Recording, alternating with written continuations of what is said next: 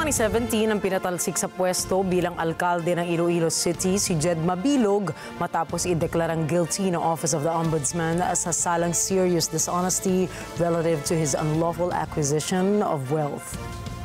At makalipas po ng 8 taon ay aming nakapanayam ang dating alkalde para alamin ang kanyang saloobin matapos gawaran ng executive clemency ni Pangulong Ferdinand Marcos Jr. Narito po ang ibang detalye sa aking exclusive report.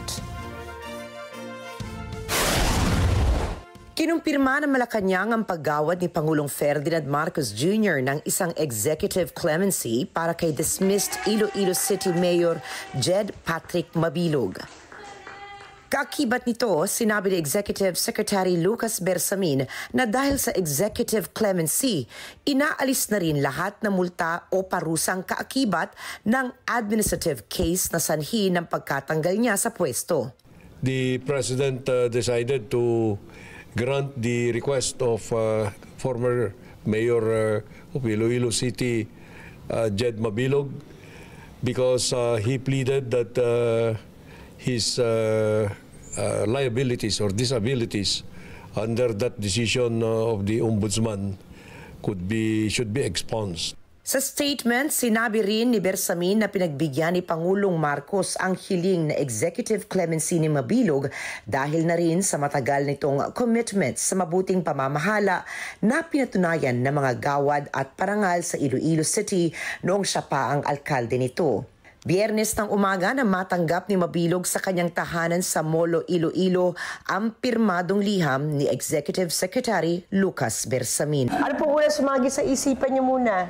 Siyempre, obviously, ang nararamdaman niyo is relief, I would presume, of course, pasalamat talaga sa Panginoon.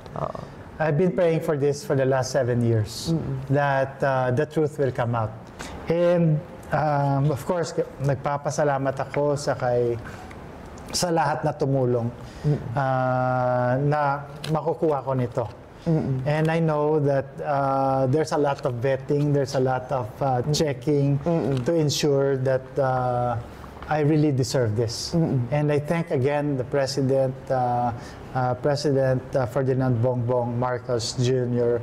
for granting me the executive clemency and restoring whatever rights that I lost. Tinanggal ng ombudsman sa pwesto si Mabilog matapos mapatunayang guilty noong 2017 sa kasong dishonesty at hindi maipaliwanag na yaman na nagkakahalaga ng 8.9 na milyong piso. Subalit nanindigan si Mabilog na politika ang ugat sa mga isinampang kaso laban sa kanya, kabilang na ang pagsasama sa kanyang pangalan sa drug watch list ni dating Pangulong Rodrigo Duterte. I had about 50 cases have been filed against me and all 49 have been dropped and dismissed. At saka ito na lang isa ang natira.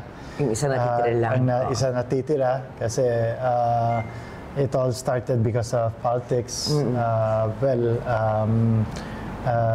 nga, nanalo po ako noong 2010 and then in 2013 and in 2016. Sa 2013 and 2016, overwhelming na yung mga votes na natanggap ko, which is a big majority of... Landslide nga landslide. Diba?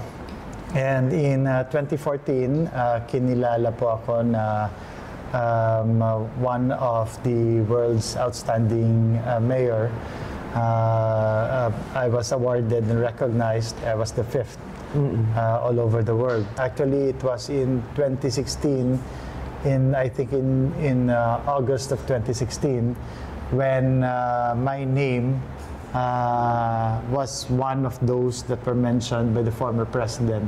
And by the former president, we mean? By the former president, Rodrigo Duterte, that I was in the drug personality as a drug protector. Although Iloilo City, under my leadership, including myself, has received recognitions from PIDEA and from the Philippine National Police from the years 2013, 14, 15, and 16 and even on the year 2017 that we had best practices on our campaign against illegal drugs. Nanindigan itong umalis siya at ang pamilya ng bansa dahil sa mga death threats na kanilang natatanggap. Plano rin itong magharap ng mga kaso sa mga responsable sa pananakot sa kanilang seguridad sa mga darating na araw. I went to Japan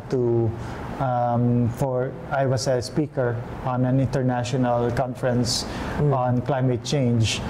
And when I got word, then I decided na po na hindi na po ako babalik because of the death of the threats to my life and my family. Do you have any idea, Mayor, kung kanino specifically nanggagaling yung mga threats na yun? Meron bang ikaw na mga suspicions? Yes, as a matter of fact, ang nakita ko, ang pag-alis ko, yung may naka-benefit. I've learned also recently when I came back that it was already part of the grand plan to destroy my reputation and my person. So in due time, I will be filing the proper cases against them. Meron po akong mga hawak na mga resibo and witnesses to testify in the proper time. Sa kabila ng 7 taong nawala sa Pilipinas at sa serbisyo si Mabilog, tinitignan pa rin itong isang blessing ang naging mapait na karanasan. What was your life when you went to the United States? It was, I thank the Lord for giving me this opportunity. In these 7 years, it was the most beautiful years of my life because I was able to spend these years